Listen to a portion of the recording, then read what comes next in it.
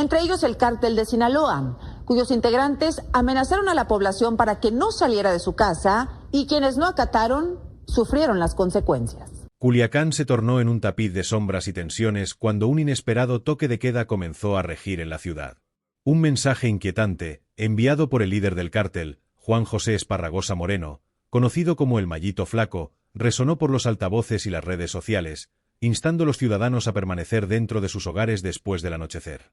Esta orden, aparentemente simple pero cargada de implicaciones siniestras, se convirtió en el epicentro de una noche de incertidumbre y miedo. Culiacán, una ciudad conocida por su vibrante vida nocturna y sus calles animadas hasta bien entrada la noche, vio cómo la vida se detenía con una rapidez inquietante. Los bares, restaurantes y tiendas que solían estar llenos de vida se vaciaron a medida que las luces de neón y los letreros luminosos se apagaban, dejando un vacío que solo era roto por el eco distante de sirenas y el murmullo de las calles desiertas. El toque de queda impuesto por el Mallito Flaco no solo alteró la rutina diaria de los habitantes, sino que también encendió una chispa de alarma que rápidamente se propagó a través de la comunidad. El mensaje del Mallito Flaco, transmitido por medio de audios y comunicados en redes sociales, era claro y directo: por seguridad de todos, manténganse en sus casas. Después de la caída del sol, no salgan, no se aventuren fuera de sus hogares. Aunque la razón detrás de esta orden no se especificó de manera explícita, el contexto de la violencia reciente y los enfrentamientos en la región daban a entender que se trataba de una medida para evitar más conflictos y enfrentamientos. La decisión de implementar un toque de queda es un reflejo del control absoluto que el Mallito Flaco ejerce sobre su territorio y un indicio de la creciente intensidad del conflicto que se vive en la ciudad. En los últimos días, Culiacán ha sido testigo de una serie de enfrentamientos violentos y ataques entre cárteles, elevando el nivel de alerta y ansiedad entre los residentes. En este clima de tensión, el toque de queda se presenta no solo como una estrategia de control, sino también como una herramienta para asegurar la supremacía y manejar la percepción pública. Las calles de Culiacán, normalmente bulliciosas, se convirtieron en un desierto urbano bajo la imposición del toque de queda. Los bares y restaurantes que en otras noches hubieran estado llenos de risas y conversaciones animadas, ahora estaban cerrados, con puertas y ventanas aseguradas. Las luces de la ciudad, antes vibrantes y cálidas, se atenuaron, creando un ambiente sombrío y desolado. Las patrullas de la policía y los vehículos de seguridad patrullaban de manera constante. Su presencia, visible pero silenciosa, era como una advertencia constante de la gravedad de la situación. Los residentes, sorprendidos y preocupados por la repentina imposición, se enfrentaron a una noche de incertidumbre. Las familias permanecían en sus hogares, manteniendo un perfil bajo mientras intentaban entender las razones detrás de esta medida drástica. Los rumores y especulaciones sobre posibles conflictos y enfrentamientos seguían circulando, alimentando un ambiente de suspenso y desconfianza. Las noticias locales y las redes sociales se inundaron de reportes y comentarios sobre el toque de queda, reflejando la mezcla de temor y resignación que embargaba a la población. El toque de queda en Culiacán es un indicio de la creciente complejidad y brutalidad del conflicto en la región. La imposición de esta medida por parte del Mallito Flaco no solo marca un momento crítico en la guerra entre cárteles, sino que también revela la capacidad de estos grupos para manipular y controlar la vida cotidiana de los residentes en una ciudad donde la violencia y el poder se entrelazan de manera inquietante. El toque de queda es una manifestación tangible del alcance y la influencia de los líderes del crimen organizado, recordando a todos los involucrados la dura y despiadada realidad del conflicto en curso. Culiacán, Sinaloa, fue testigo de una escena de inquietante calma, marcada por el inesperado toque de queda impuesto por Juan José Esparragosa Moreno, conocido en el mundo del narcotráfico como el Mallito Flaco. A medida que el sol se ocultaba tras el horizonte, la ciudad, acostumbrada a la vibrante actividad nocturna, se transformó en un escenario desolado, envuelto en una sombra de misterio y tensión. El toque de queda, anunciado de manera urgente a través de mensajes y audios que circulaban en redes sociales y en transmisiones locales, resonó como una orden categórica y escalofriante: no salgan de sus casas después del anochecer.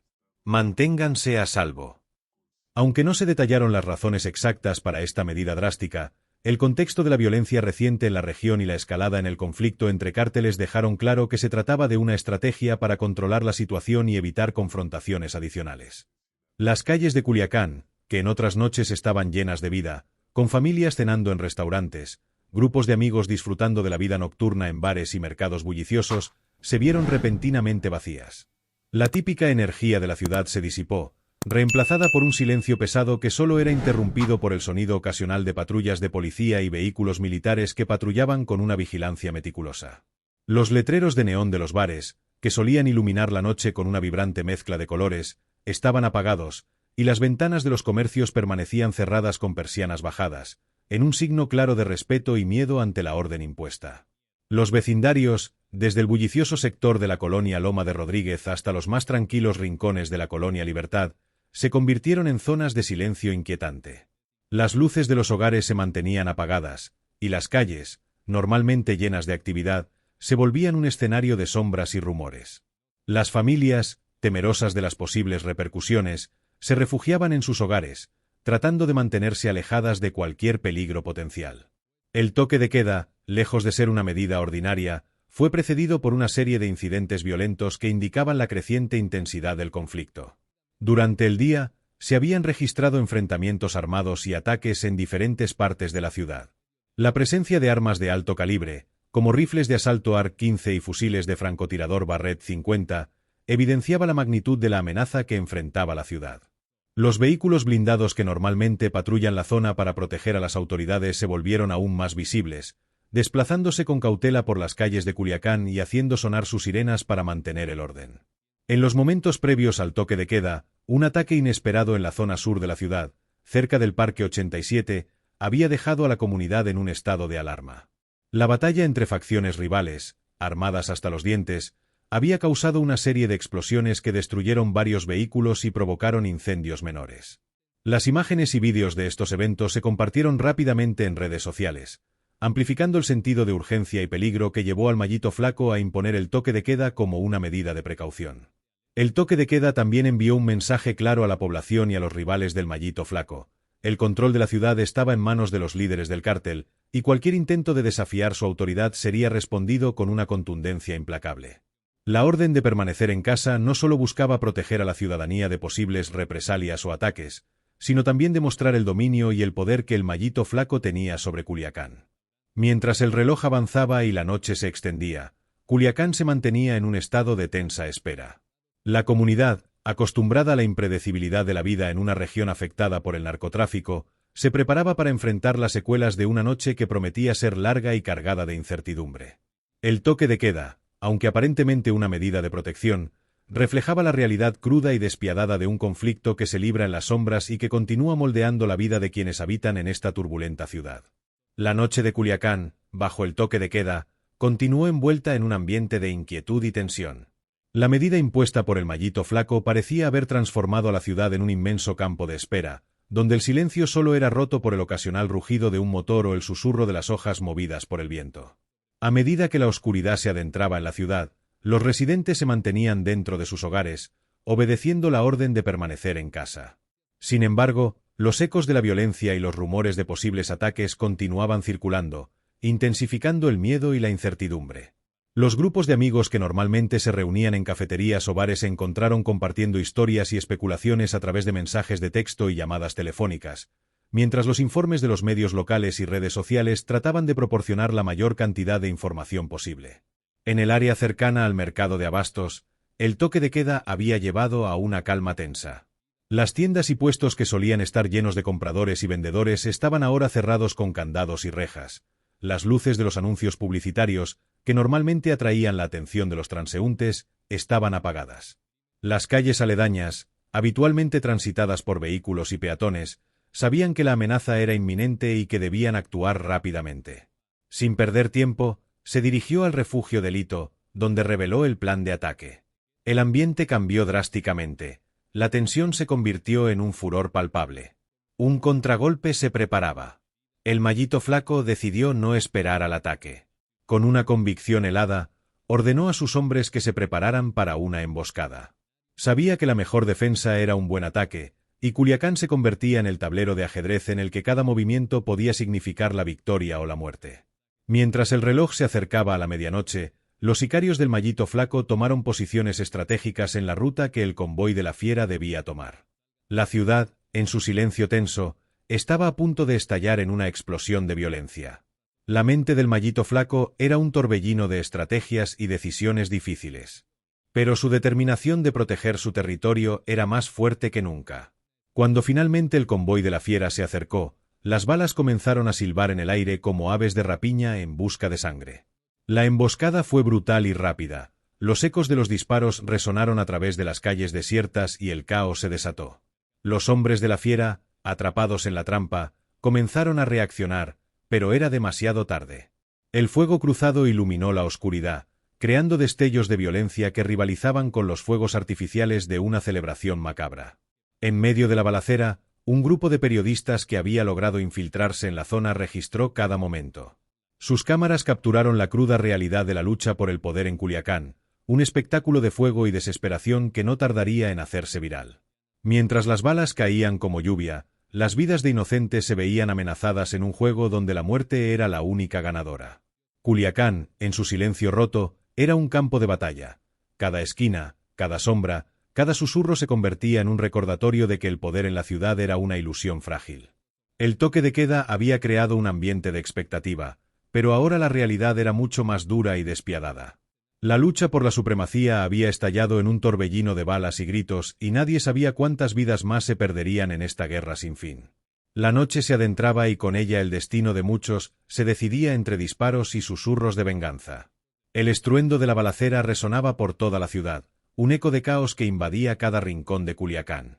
Las luces de los vehículos se reflejaban en los charcos de sangre que comenzaban a empapar el asfalto, en la colonia 5 de febrero, donde la emboscada se desataba con furia. El escenario era una mezcla de heroísmo y desesperación. Los sicarios de la fiera, atrapados en una trampa mortal, luchaban con la rabia y la valentía de quienes saben que su vida pende de un hilo. Mientras tanto, en la casa del Mallito Flaco, la tensión se palpaba en el aire. El sonido de los disparos se mezclaba con los gritos de sus hombres, quienes aguardaban órdenes. Con cada explosión, la adrenalina crecía. Sabía que debía actuar rápido para consolidar su victoria y demostrar que su control sobre Culiacán era indiscutible. A través de un teléfono satelital, dio instrucciones precisas a sus líderes de campo, asegurando que la emboscada se llevara a cabo con la mayor eficacia. El líder del convoy de la fiera, un hombre conocido como el Gato, no estaba dispuesto a ceder fácilmente. Desde su posición, comenzó a organizar una contraofensiva con una ferocidad inesperada. Activó un protocolo de escape que había mantenido oculto, enviando un grupo de sicarios a flanquear a sus atacantes mientras él mismo se preparaba para abrir fuego. Era un veterano en el arte de la guerra y no iba a permitir que su territorio fuera tomado sin lucha. Las balas volaban como aves de presa buscando un blanco en la oscuridad. En medio de la refriega, un grupo de transeúntes, ignorando la advertencia del toque de queda, se vio atrapado en la tormenta. Dos jóvenes que se dirigían a una fiesta en una de las colonias más animadas se encontraron de frente con el horror. El sonido de los disparos los paralizó, y en un acto reflejo se tiraron al suelo. Mientras el pánico se apoderaba de ellos, sus corazones latían con fuerza y el terror se transformaba en un grito mudo por la supervivencia. Al otro lado de la ciudad, las redes sociales se inundaban de imágenes y vídeos de la balacera.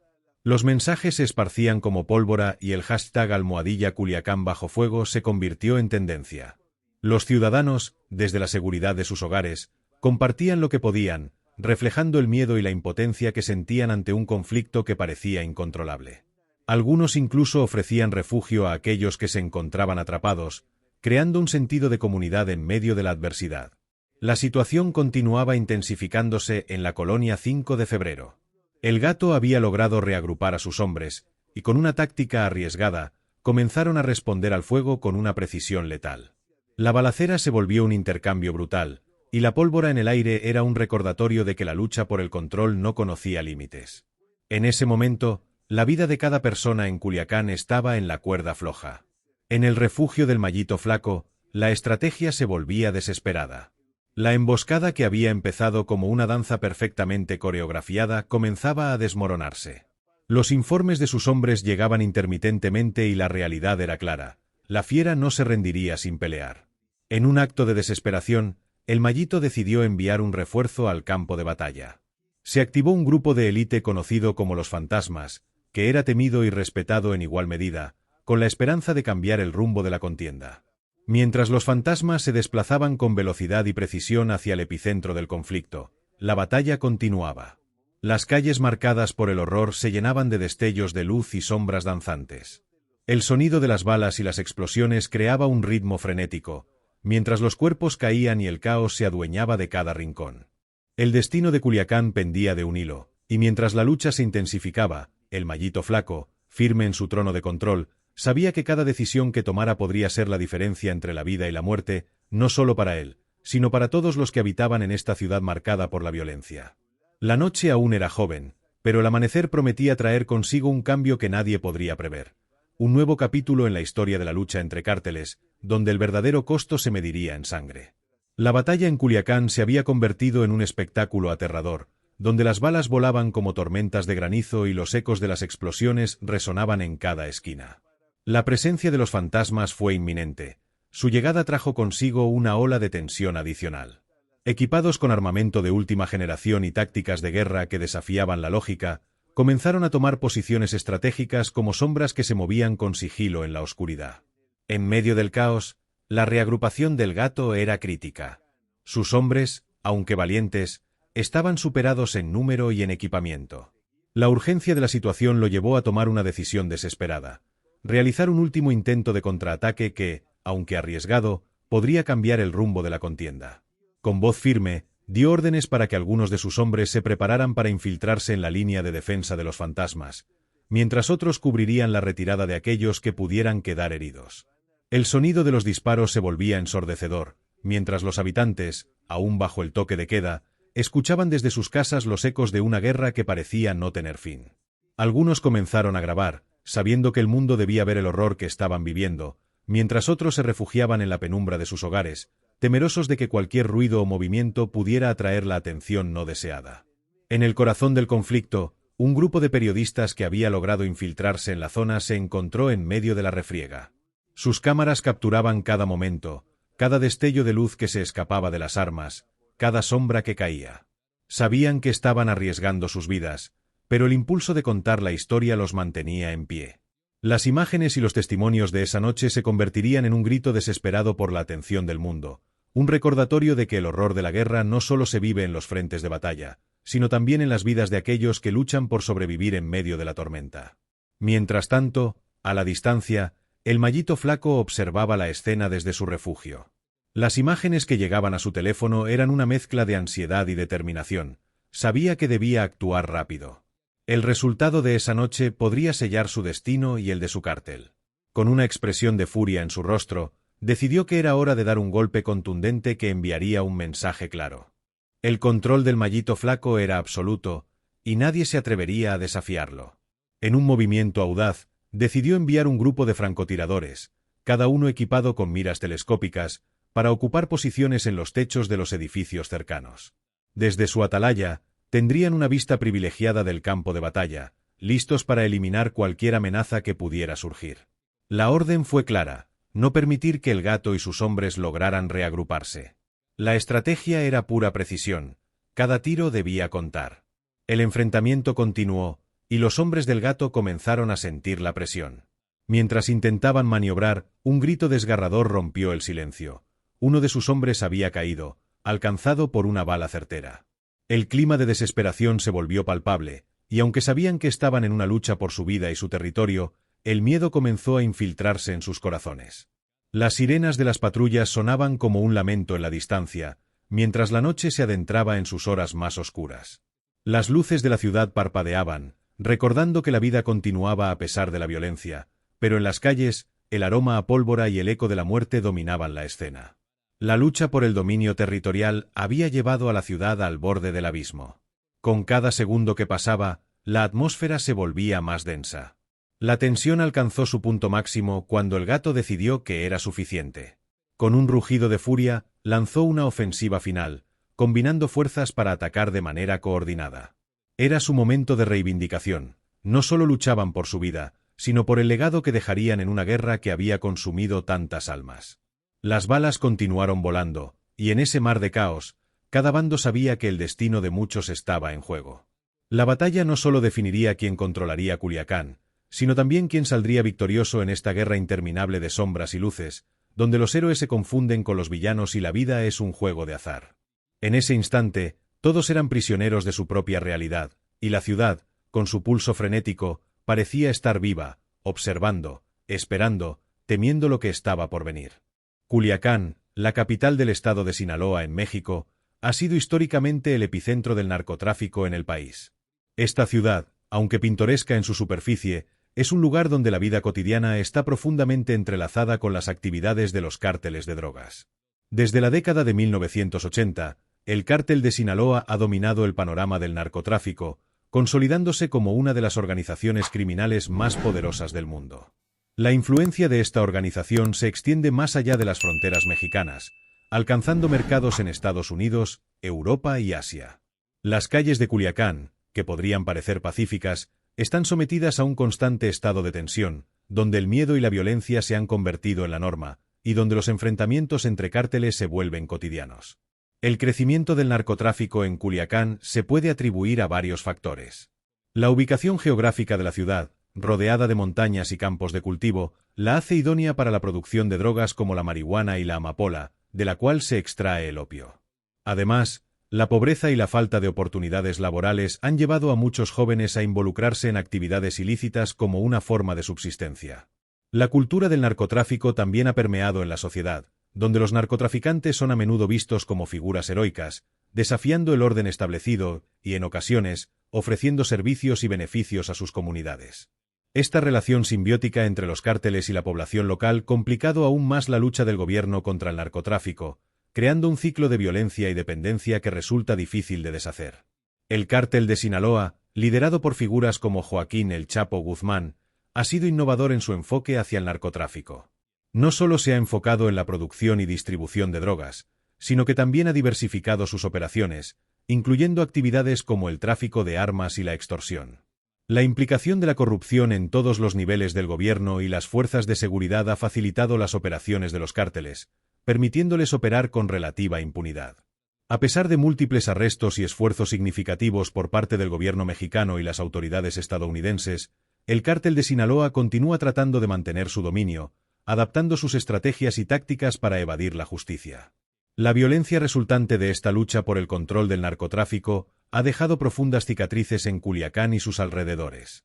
Los enfrentamientos entre los cárteles rivalizantes, así como los conflictos con las fuerzas del Estado, han causado una gran cantidad de muertes y heridos, además de un impacto psicológico devastador en la población. Las balaceras, las ejecuciones y los actos de terror se han vuelto parte del paisaje urbano. La respuesta del gobierno, en ocasiones, ha sido desproporcionada, resultando en un aumento de la violencia en lugar de su disminución. Esto ha llevado a una crisis de seguridad que afecta a todos los aspectos de la vida en Culiacán, desde la educación hasta la economía, creando un ambiente donde el miedo y la desconfianza son omnipresentes. A pesar de los desafíos, hay una resiliencia notable entre los habitantes de Culiacán. Muchas personas continúan luchando contra la adversidad, buscando formas de vivir en medio de la violencia y la incertidumbre. Organizaciones de la sociedad civil, activistas y ciudadanos comunes se esfuerzan por crear un cambio, promoviendo la educación, el empleo y la paz en sus comunidades. La lucha contra el narcotráfico en Culiacán es una batalla multifacética que no solo requiere la intervención del gobierno, sino también un cambio cultural que desafíe la normalización de la violencia y el narcotráfico. Aunque el futuro de Culiacán está repleto de obstáculos, hay una chispa de esperanza en aquellos que se resisten a dejar que la oscuridad de los cárteles determine su destino. Si te ha gustado el vídeo, no olvides darle un pulgar arriba, activar la campanita de notificaciones pulsando 2 veces y comentar. Hasta un siguiente vídeo.